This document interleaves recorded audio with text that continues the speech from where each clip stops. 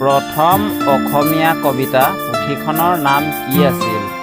উত্তৰ: প্ৰথম অসমীয়া কবিতা পুথিখনৰ নাম প্ৰহ্লাদ চৰিত্ৰ আছিল।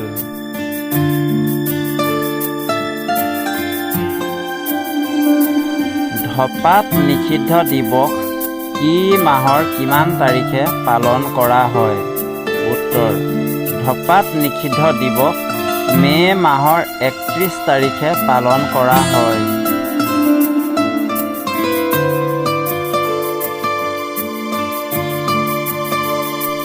অসমীয়া চুটি গল্পৰ জনকজনৰ নাম কি?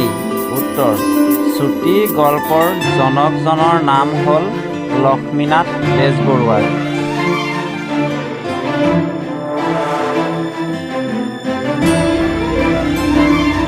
ভাৰতৰ ৰাষ্ট্ৰীয় সংগীত কোনে লিখিছিল? উত্তৰ: ভাৰতৰ ৰাষ্ট্ৰীয় সংগীত ৰবীন্দ্ৰনাথ ঠাকুৰে লিখিছিল।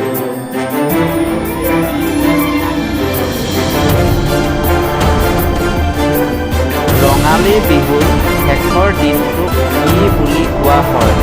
উত্তৰ: চেৰা বিহু বুলি কোৱা হয়।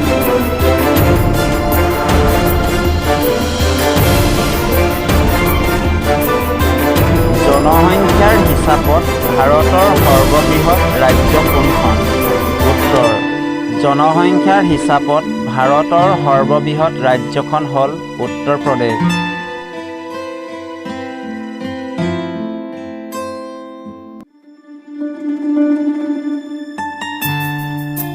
অসমৰ উপন্যাস সম্ৰাটজনৰ নাম কি? উত্তৰ: অসমৰ উপন্যাস সম্ৰাটজনৰ নাম হ'ল ৰজনীকান্ত বৰদলৈ।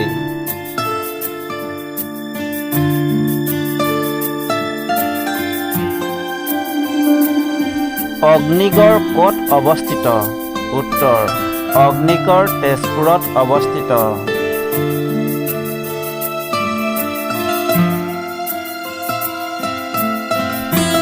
ভাৰতৰ সৰ্ববৃহৎ ৰাজ্য কোনখন? উত্তৰ: ভাৰতৰ সৰ্ববৃহৎ ৰাজ্যখন হ'ল ৰাজস্থান।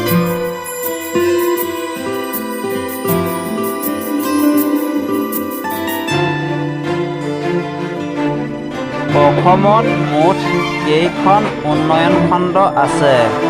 উত্তৰ: অসমত মুঠ 219খন উন্নয়ন খণ্ড আছে।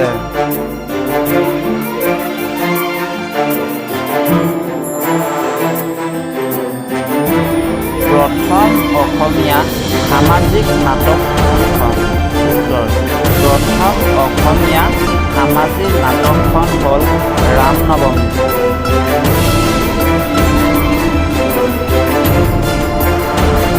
প্ৰথম অসমীয়া চলচ্চিত্ৰ অভিনেত্ৰী গৰাকীৰ নাম কি? উত্তৰ: প্ৰথম অসমীয়া চলচ্চিত্ৰ অভিনেত্ৰী গৰাকীৰ নাম হ'ল আইদেউ সন্দিকৈ।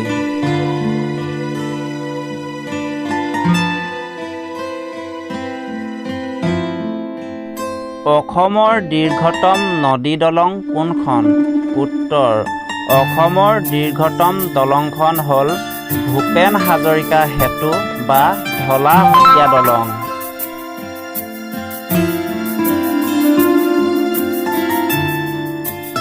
অসমীয়া ভাষাৰ প্ৰথম চলচ্চিত্ৰখনৰ নাম কি? উত্তৰ: অসমীয়া ভাষাৰ প্ৰথম চলচ্চিত্ৰখনৰ নাম হ'ল জয়মতী।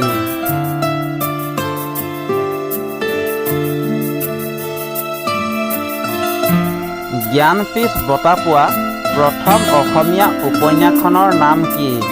উত্তৰ: জ্ঞানপীঠ বঁটা পোৱা প্ৰথম অসমীয়া উপন্যাসখনৰ নাম হ'ল মৃত্যুঞ্জয়।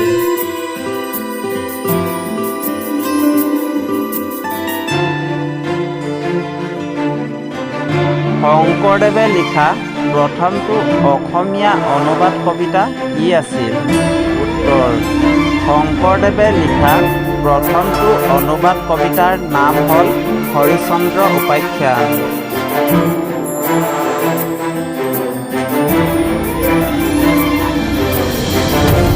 শংকৰদেৱে ৰচনা কৰা গীতসমূহক কেইটা ভাগত ভগাব পাৰি?